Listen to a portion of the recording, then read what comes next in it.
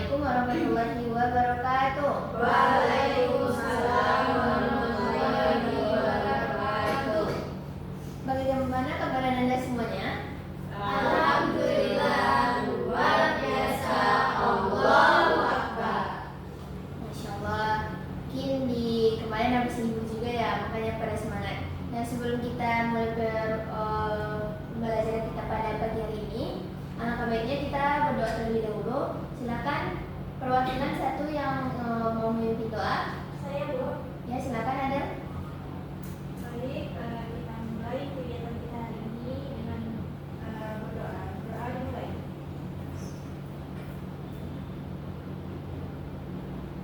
Doa selesai. Oke, semoga dengan semangat dari Anda semuanya datang ke sekolah, dan tentunya Ibu lihat wajah-wajah yang sangat bersemangat sekarang meskipun mungkin di sini ada, apakah sudah sarapan semuanya? Sudah. Kenapa belum? Desi ya belum ya? Yang lain sudah nih. Kenapa Desi belum sarapan? Buru-buru tadi Bu. Oke, buru-buru. Besok-besok langkah baiknya sarapan dulu ya, biar sama kayak teman. Mau. Nah, sebelumnya Ibu mau cek kehadiran dulu. Siapa yang belum datang? Apakah ada yang hadir? Hadir semua Bu. Oke, hadir semua. Jadi nanti dicek dulu ya kehadirannya. Oke, Anda semuanya. Pada kali ini berdasarkan angket yang sudah Ibu sebarkan kemarin, bahwasanya Ibu sudah mengetahui dari Anda semuanya beberapa persen tingkat lebih tinggi lah ya, bahwasanya Anda semua di sini kebanyakan itu sebagai remaja yang kurang mandiri lah gitu. Jadi salah satu materi yang Ibu jelaskan pada kali ini tentang menjadi remaja mandiri. Nah, sebelum itu Ibu mau nanya nih, siapa di sini yang sekarang kan meskipun remaja, yang sambil kerja sekarang siapa? Yang lagi kerja juga meskipun dia sekarang sibuk-sibuknya sekolah. Apakah ada yang kerja? Wih, tepuk tangan untuk Adel. Hebat ya, tapi semua juga hebat kok di kelas ini. Meskipun yang kerja cuma Adel. Karena di sini pasti bantu orang tuanya kan? Iya. Bantu orang tuanya nggak sekedar begini sini. Ada di sini anak petani? Ada. Ada. Ini kalau anak petani itu biasanya apalagi ibu anak petani juga. Nah, pasti itu menolong orang tua gitu kan. Kita sadar meskipun kita nggak kerja, kita nolong orang tua. Baik, kita lanjut. Sebelum itu, kita harus mengetahui dulu nih, kemandirian itu apa. Boleh siapa yang membaca terlebih dahulu? Saya Bu. Silakan di sini. Apa itu kemandirian? Self-regulation, yaitu kemampuan mengatur diri sendiri. Decision making, yaitu berani mengambil keputusan. Risk management, siap menanggung resiko dari pilihan yang diambil. Oke, nah benar ya, bahwasanya kalau menurut yang sudah kita ketahui sekarang, bahwasanya kemandirian itu ada terbagi menjadi 3 pokok. Pertama yaitu self-regulation, kedua decision making, ketiga risk management. Bahwasanya dan kesimpulannya yang juga ada.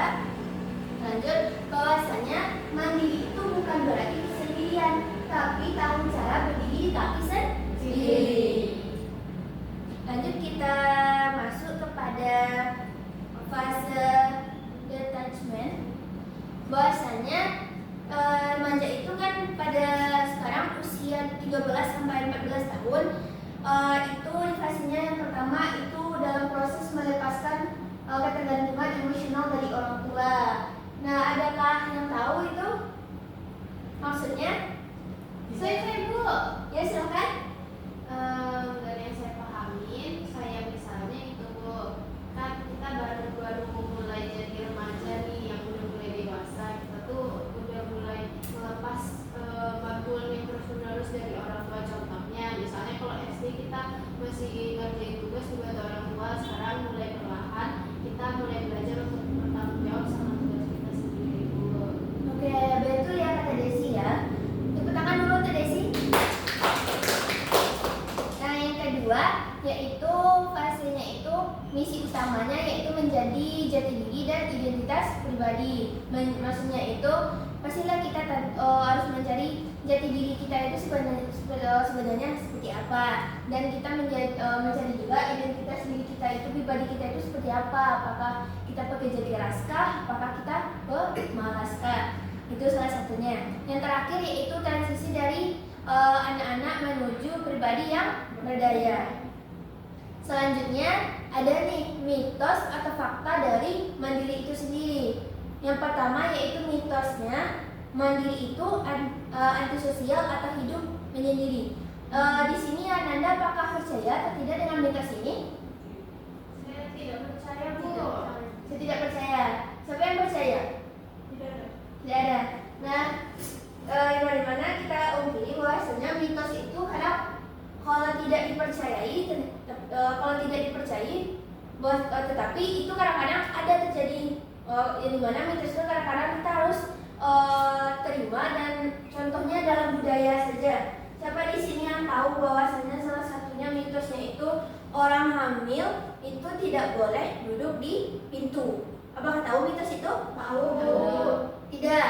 Nah, sebagian mungkin ada yang tahu dan tidak ya. Di sini mungkin beda-beda provinsi juga. Nah, jadi itu meskipun itu mitos, kata orang itu nggak boleh, ada juga yang boleh. Karena itu di beberapa daerah bahwasanya itu termasuk budaya bahwasanya menghargai mungkin nggak tahu ya namanya setan, mungkin menghargai setan yang ada di sana, jin-jin yang ada di sana, makanya itu dinamakan mitos tadi. Nah, begitu juga dengan mandiri. Bahwasanya mandiri itu antisosial atau hidup yang kita menyendiri atau sendiri. Selanjutnya fakta bahwasanya mandiri itu kita tahu kapan harus bertindak sendiri dan kapan harus berkolaborasi atau bekerja sama. Apakah betul? Betul. Oke. Kita lanjut pada slide selanjutnya. Dan nyatanya yang sudah ditemukan yaitu bahwasanya antara mitos dan fakta tadi itu adalah keseimbangan sosial. Selanjutnya ada yang namanya otonomi emosional.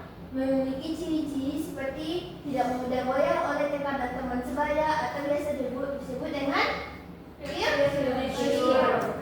Yang kedua, mampu mengelola stres dan emosi secara pribadi. Contohnya seperti apa? Ada yang tahu? Mampu mengelola stres dan emosi secara pribadi? Ada yang tahu? Dia tahu? Saya, Bu. Ya, silakan Anda. Mampu mengelola stres dan emosi secara pribadi. Misalnya gini, Bu. Misalnya kita lagi banyak kerjaan. Nah itu otomatis kita kayak gimana ya, Bu? Kayak stres ya kan, Bu. Nah, di situ tuh kita bisa bilang kayak it's okay, ini memang banyak kerjaan, tapi harus dibawa tenang, tidak boleh panik. Oke, pintar ya. Kita kan tuan dulu. Nah, selanjutnya juga pasti kita tahu nih kalau tiap diri kita itu bisa punya cara tersendiri untuk mengelola stres. Salah satunya kalau ibu pribadi ya, pengalaman ibu cara mengelola stres ibu itu ya makannya banyak. Salah satunya. Nah, itu salah satu bentuk juga mengelola stres secara pribadi kita. Selanjutnya itu memiliki kendali atas perasaan diri sendiri. Kita memiliki kendali kita sendiri, bahwasanya kita ada takarannya atas perasaan-perasaan yang overthinking lah, marah lah. Jadi kita memiliki yang namanya bisa mengendalikan perasaan tersebut. Selanjutnya kita lanjut kepada otonomi perilakunya. Ciri-ciri yang pertama boleh dibaca. Bebas menentukan pilihan, hobi, minat, cara belajar. Oke, yang pertama itu bebas menentukan pilihan, hobi, minat, dan cara belajar kita. Seperti apa itu yang tahu? Siapa yang tahu seperti apa? Oke, nggak ada yang tahu ya? Saya, Bu. Silakan ya, Sa. Misalnya contoh dari bebas menentukan pilihan, kita suka bola Iya. baik aneh kok misalnya sampai suka bola gitu kan, itu kan pilihan kita, Bu. Oke, tepuk tangan serius dulu. Nah, pintar ya. Itu salah satu dari hobi ya. Nah, mungkin kalau minat contohnya sekarang kita kan jadi belajar, kita bisa nih membuat manajemen waktu kita, gimana cara kita belajar, apakah kita belajarnya setelah pulang sekolah kah atau malam kah. Kalau salah satu dari ibu ya mungkin, nah kalau ibu tuh caranya belajarnya biasanya sore pulang dari sekolah, nanti malam ngerjain tugas semua yang pekerjaan di sekolah, malamnya baru ibu istirahat. Nah itu salah satu kita menentukan pilihan kita. Nah yang kedua yaitu komitmen, melaksanakan tugas hingga tuntas tanpa harus terus diawasi. Yang terakhir inisiatif tinggi dalam bertindak. Ini inisiatif tinggi dalam bertindak, apakah ada yang tahu maksudnya apa? Atau contohnya? Baik, jika tidak, maksudnya nih ada sebuah ada lihat, sekarang dulu ya. Yaitu membantu orang lain dalam kesusahan, misalnya Azura susah terus dibantu. Oke, masuk juga ya, karena dulu ya. Oke, itu salah satunya. Nah, yang contoh dari ibu juga, sekarang kan kita kalau sekolah pasti ada namanya tugas kelompok kan? Betul. Nah, yang kelompok tuh berbagai macam lah bentuk orangnya. Ada yang malas, excited, ada yang malas, ada yang nggak tahu mau lah tentang tugas ini. Ada kan? Ada. Nah, kita sebagai salah satu teman kelompok pasti tentunya merasa kita yang memang jiwa pemimpin dan excitednya yang suka bertindak langsung nih nggak tahan nih. Jadi kita inisiatif bilang di grup, kawan besok ada tugas dan besok kita ngumpulin, kita post ini, kamu buat ini ya. Meskipun mereka itu nggak ada bersuara, kita udah excited di grup, tapi kita sudah membagi. Itu salah satu kita bertindak dalam inisiatif yang tinggi tadi. Apa sampai situ apakah sudah paham? Paham. Nah selanjutnya ada otonomi nilainya, ciri-cirinya yaitu yang pertama, silakan baca bersama-sama. Memiliki prinsip moral yang kuat.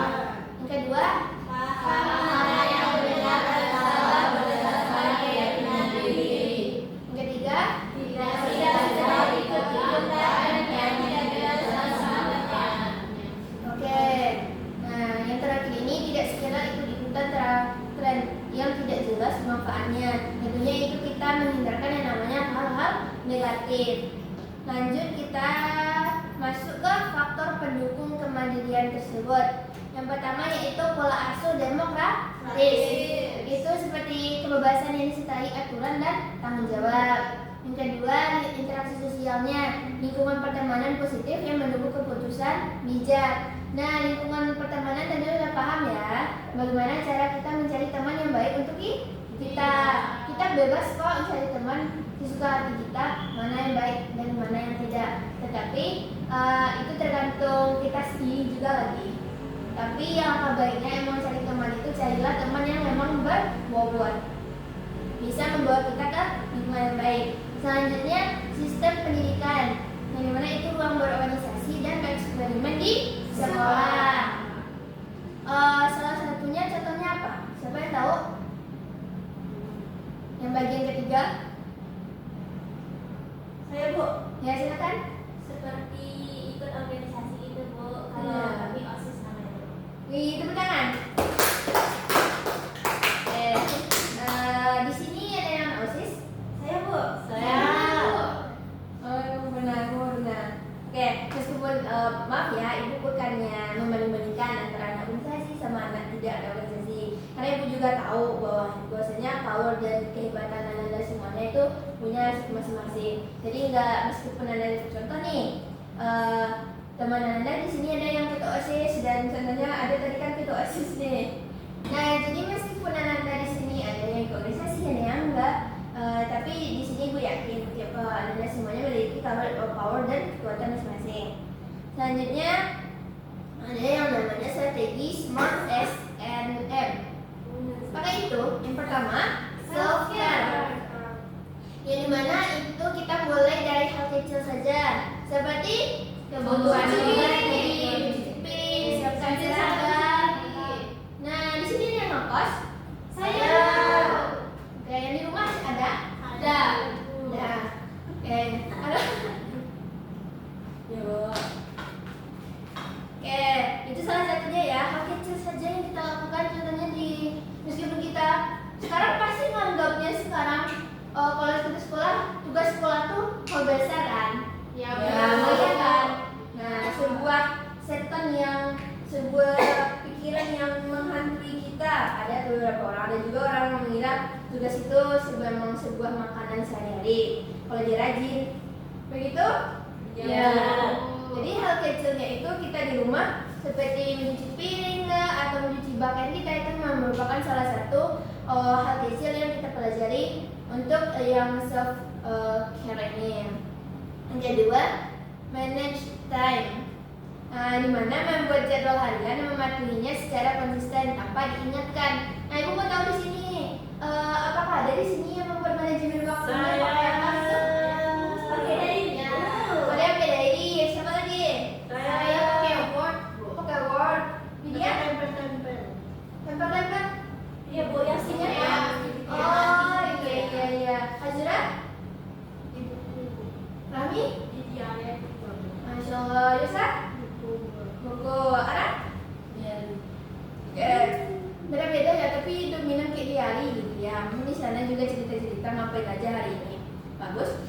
Iya, teman saya juga gitu kok. Saya juga gitu. Jangan cepat-cepat cerita curhat ya sekarang. Sekolah dulu. Iya, Saya buku. Iya. Saya memang buku aja. Iya. Saya Allah. Masya Allah. Amin ya. Selalu seperti itu. Nah, kita lanjut ke ada juga strategi smart ERT. Yang pertama, silakan ibu baca dulu. Ahmi lah ya, dari tadi yang membaca Ahmi, ibu dengar nih suaranya. Yang pertama, A atau accountability, berani mengakui kesalahan tanpa menyalahkan orang lain. Oke, pinter. Selanjutnya silakan Ara. Risk taking, mencoba hal baru yang positif atau ekskul, debat, serta olahraga. Silakan Anda lanjut. Dia tadi pindah ke ibu dulu ya. Ibu ambil HP-nya dia tadi. Iya, Bu. Yang ketiga itu think critically.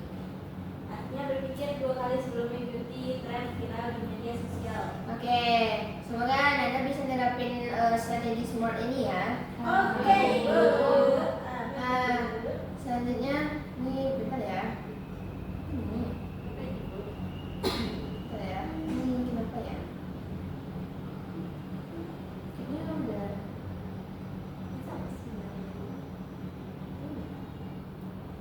Oh iya, udah selesai nih ternyata materi kita. Udah habis. Nah, jadi mungkin dari Pak Ibu simpulkannya, bahwasanya Ibu tadi kan menjelaskan nih, bahwasanya carilah teman yang dia memiliki power kekuatan. Nah, maksud Ibu itu apa? Dalam kita lingkungan belajar kita, salah satunya kita kan sekarang belajar namanya bagaimana mandiri. Mandiri itu meskipun Ibu tadi kan kita juga membahas tentang bagaimana kedepannya kita milih hobi kita apa, salah satunya bagaimana kita manajemen waktu kita. Nah, jadi maksud Ibu itu contohnya nih, kebanyakannya kalau sekiranya kalau ada tuh ada juga enggak. Dia kalau teman-temannya anak juara, anaknya yang mungkin lah di sini ada yang kelasnya tersonggol gitu kan.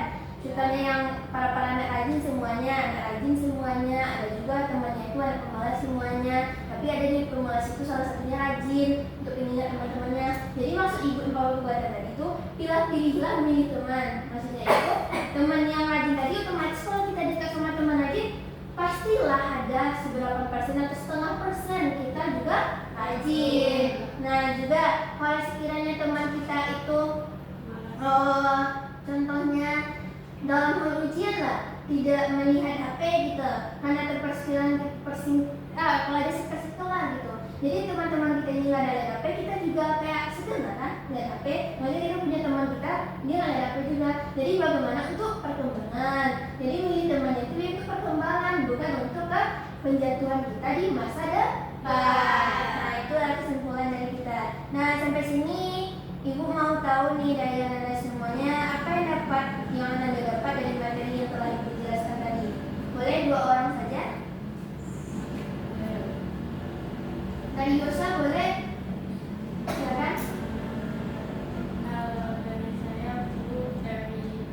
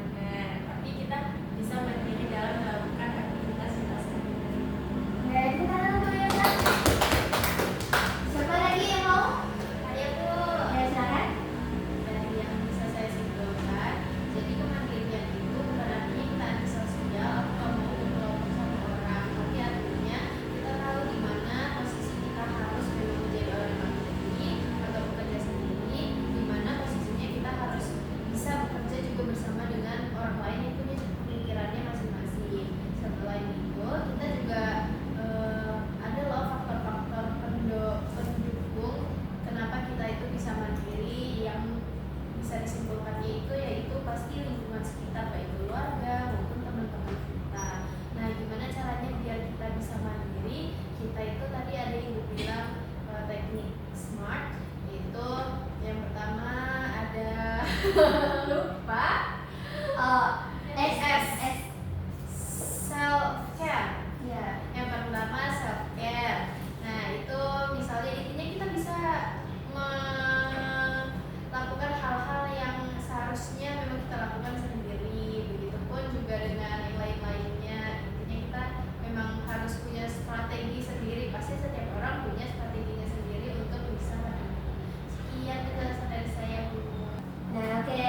Nah, mungkin itu ya materi yang dapat dijelaskan pada kali ini. Semoga Anda semuanya dapat menerapkannya dalam kemandirian Anda semuanya ya. Terima kasih, Bu. Semoga sukses semuanya. Amin ya Allah. Amin. Terima kasih, Bu.